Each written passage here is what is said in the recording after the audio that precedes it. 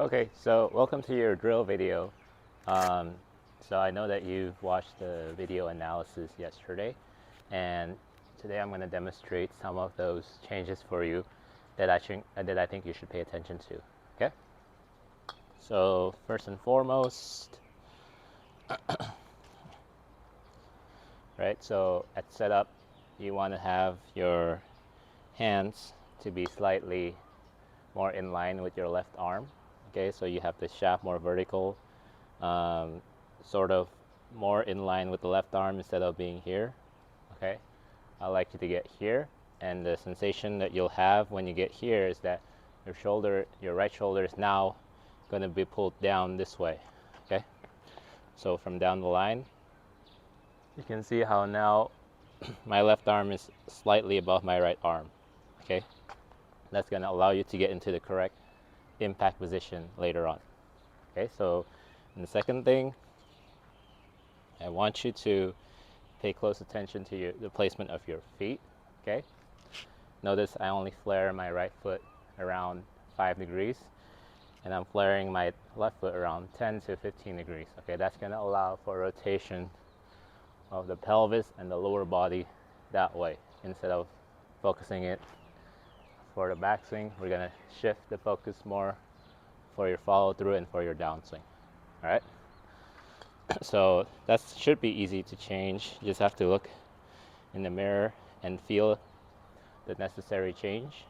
Okay, and then from there, I want you to initiate the backswing like the same way that you're doing here, initiating it with a turn this way in a one-piece fashion, right? But when your hands get around here, around waist high, I want you to start your disassociation movement. All right, so one piece from P1, from setup to P2, which is around your waist area.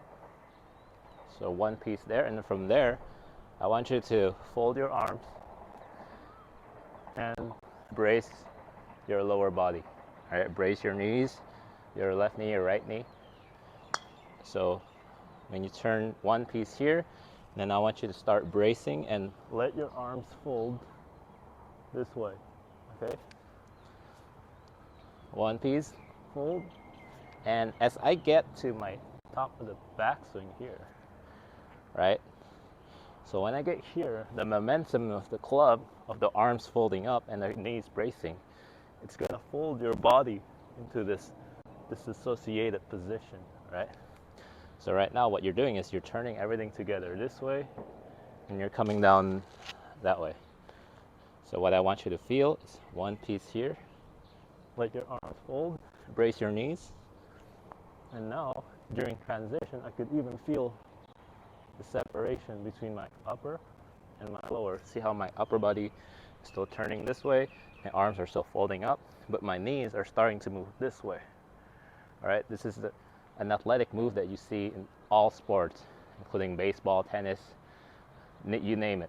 All the rotational sports, the longest hitters, they have this disassociation. The reason we want to have this disassociation is when you get up here, right, and then you move in the opposite way, it's going to create more of a whip effect at the bottom.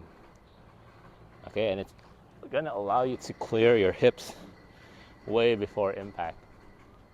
Now, notice when from this view, when you create the separation, notice how my left leg is disappearing.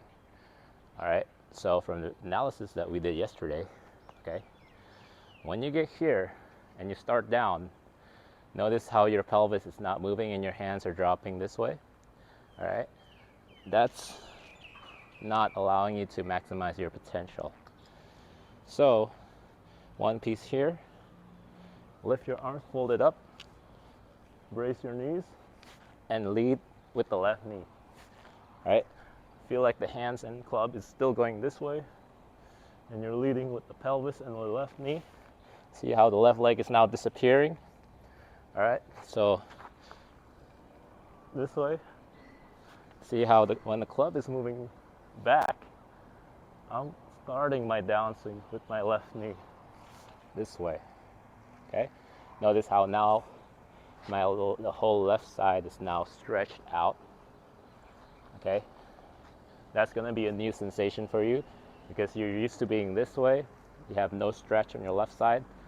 Okay, and the crease is on the right side of your pants when it should be on the left side of your pants, like this. All right. So from the front, notice how my rib cage is opening up. Everything's stretching this way, and you want to feel like it stays stretched until you get to impact, and then you can allow it to relax a little bit. That's what I mean by stretch, shorten, cycle. All right. A lot of people talk about this thing. Don't worry about that.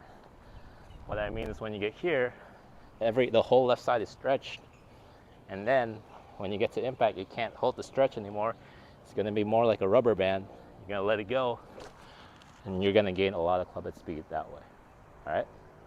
So, just to recap, foot placements key for you. Oh, and also one more thing. At setup, all right.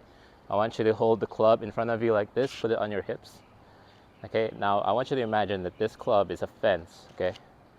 It's a fence, and you're trying to look over what's down underneath on the other side. Okay. And what you're going to do is you're going to put this fence on your hips, and I want you to bend over, trying to see what's underneath down the valley there. All right. Fence here, bend from your hips, and then from there, then you're going to slowly allow your knees to soften. Okay. To the point where it's now in line with the your armpits. Okay. And what you're going to feel is you're going to feel more of your weight be around your shoelaces. You know, instead of being back down here on your heels, it's going to be around your shoelace. Okay. Your weight, your center of gravity is going to be around your shoelace. Right. One piece. Fold it up, knees brace. Lead with the pelvis and the left knee as you're going back, and let it go. All right. Let me know how it goes, and just any questions, just send me a message. All right. Thank you.